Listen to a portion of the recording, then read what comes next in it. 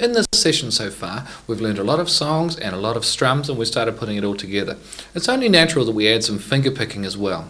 So let's recap on our initial two finger picking patterns that we learned in session 1. We learned finger picking pattern number 1, which was 1 and 2 and 3 and 4 and nice and easy. And finger picking pattern number 2, 1 and 2 and 3 and 4 and. Now we'll go on and we'll learn two new finger picking patterns. If you can't remember how to finger pick, then go back and review the initial lesson. But anyway, finger picking pattern number 3 has something new about it.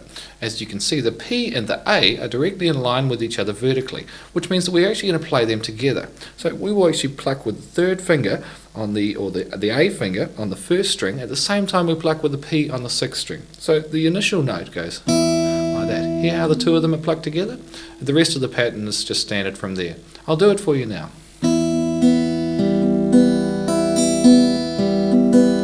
That's finger picking pattern number 3. I'll count it out now.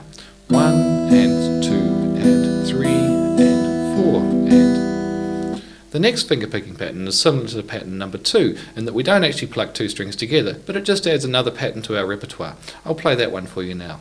1 and 2 and 3 and 4 and 1 and 2 and 3 and 4 and. To learn these patterns, you really should try and practice them with no chord and just try and do 2 or 3 or 4 bars in a row without stopping in the middle and trying to memorize the patterns.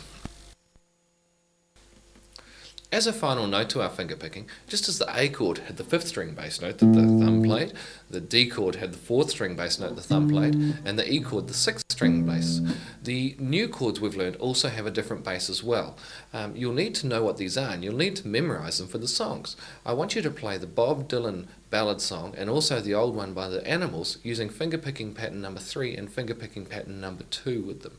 I'll play them for you now, but before we do that I want to go through the different chords and what the bass notes are. So as we know, the A chord has the 5th string, the D chord the 4th string bass, the E chord the 6th string bass. On the G chord, this one here, we also use the 6th string bass there.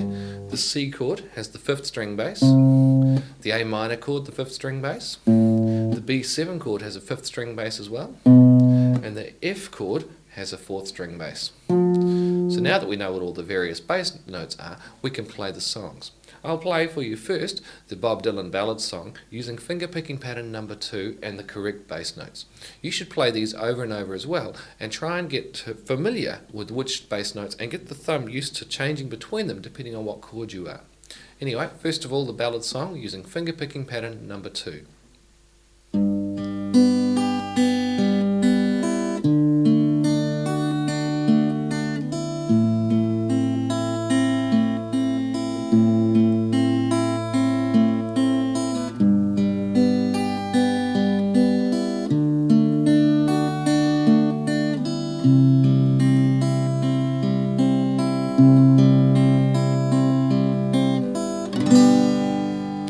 Sounds very nice finger pick, doesn't it? Very, very nice.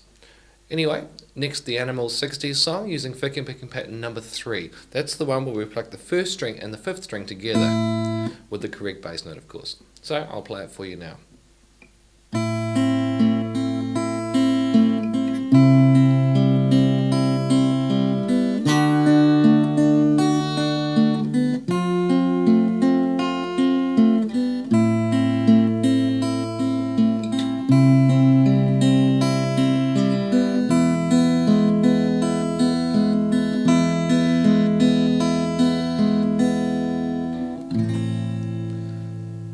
Again, a very lovely sounding song.